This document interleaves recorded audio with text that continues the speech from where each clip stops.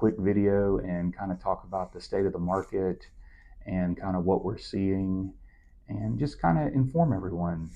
So real quick, I was going to talk briefly about Meatha and I and our recent sales and transactions. I think it's pretty interesting. So in July, Meatha and I sold roughly 37 homes for 5.2 million, which was a fantastic July. We sold homes in Raleigh, Berkeley, Olive Branch, 38111, so several in Memphis. I think we even sold an Airbnb or two, which was also interesting and fun. So far in August isn't over, but we have already sold 33 homes for 3.7 million. And I wanted to talk specifically about a couple of transactions we've done. Monica Bynum and I teamed up and sold an off-market home in Cordova. And then I also sold an off-market home in Bartlett, which were both really fun. Meatha sold a house on Mud Island and several houses in DeSoto County, some really nice parts of East Memphis. We also sold some in Berkeley, Whitehaven. I also sold a duplex. I sold a duplex with my mother.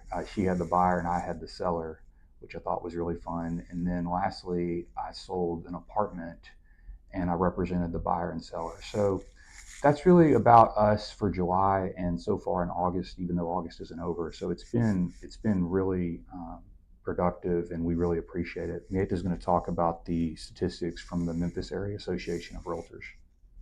Yeah, so the Memphis board has numbers out for July, and we are examining July of 23 versus July of 2024, and then year to date. So for July of 2024, the market sold 14.9, so basically 15% more homes than in the month of July from 2023. And year to date, Tyler, for 23 to 24, the market has sold over 6% more homes than in 2023. So what she's saying is if you take January 1st, 2023 to the end of July 2023, there's been almost 8,900 sales. So far from January 1st, 2024 to the end of July 2024, there's been over 9,400 sales. So there's been 6% more sales or transactions so far. That includes new construction, existing homes, foreclosures, everything. The other thing that was interesting, as she said, in July 2024, they sold 15% more homes than they did in July 2023, which we also found interesting. Meatha, what are you seeing in terms of the sales price? Yeah, so I think that information, before we go to sales price, I think that information is interesting because you don't necessarily feel it. There's also an increase in inventory. We see more homes for sale, so maybe whenever you're out driving around, you don't notice that there's actually more homes sold. So there have been more homes sold. It has been productive. As far as sales prices go, we do see year to date, January through July of 24 versus 23, we do see a slight decrease, a little less than 3% decrease on the average sales price.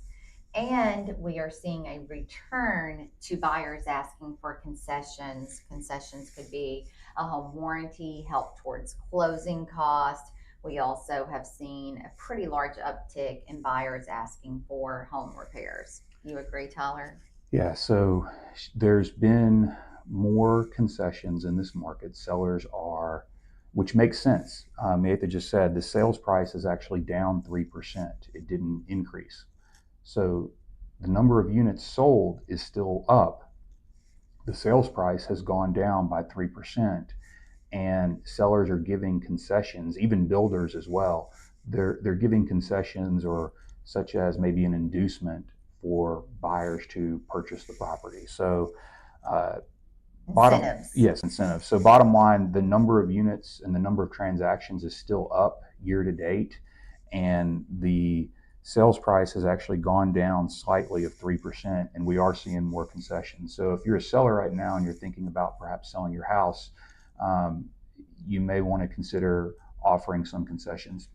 I want to talk briefly just about where things are. You've probably seen in the news there was a NAR settlement, and there's been some new rules changes, mostly affecting buyer agreements and buyer representation. And we're happy to discuss that with you. Um, I think from just a transaction standpoint, to be candid with you, we're all as a brokerage community still feeling it out and trying to get to the bottom of it. I think it may slightly lower some showings and frankly some offers written just for a few weeks as we kind of formulate what's going on and figure out the best course of action. I think it'll still be active, but it could take some time just to kind of get to the bottom of things. It's a new process, and so it may cause a little bit of slowing down the time to get a buyer into the house to coordinate the showings and get the offer fleshed out in writing. Yeah. That's all. The other thing is right now, we're making this video. It's late August. The election's around the corner. I do think, just from a retail perspective, talking to retailers, restaurant operators, business is still good. It's obviously been very good from a real estate perspective. I don't think people are pessimistic or scared. I think they're a little hesitant and just kind of waiting to see how things shake out. And I think that's pretty normal. Yeah, I would say, Tyler, it's not unique to this election year. In our collective experience, every election year, once we get through school starting back, it's almost like someone hit pause. They tried to. It's just a little bit of a slowdown, if you will say.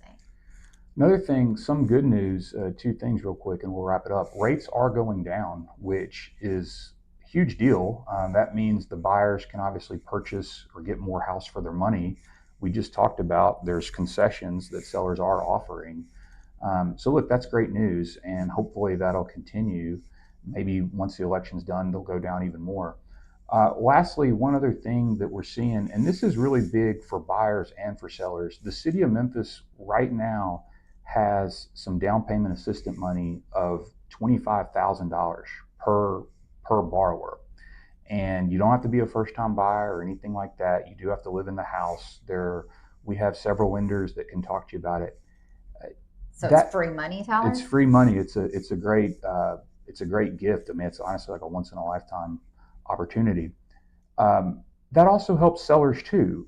And so if you're listening to this and you're saying, well, I'm not in the market to really buy a house right now, it could still help you, because you may want to consider listing your house for sale, knowing that with this program, buyers are going to really be motivated and interested to buy your house. We talked about concessions. A lot of the concessions, as Meatha said, were closing cost assistance.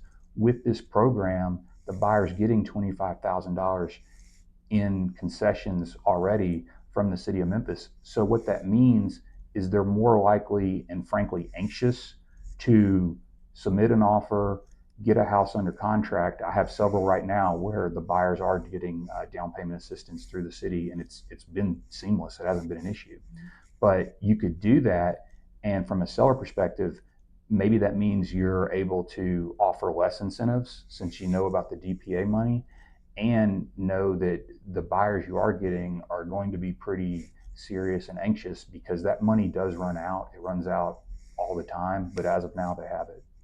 Decreases the barrier to entering the marketplace for some buyers. That's really all we have. Like I said, we just wanted to jump on this and just say hello and kind of tell you what's been going on. We're happy to answer any questions you have or discuss further. So thanks so much, and we'll be in touch, okay? Thank you. Bye-bye.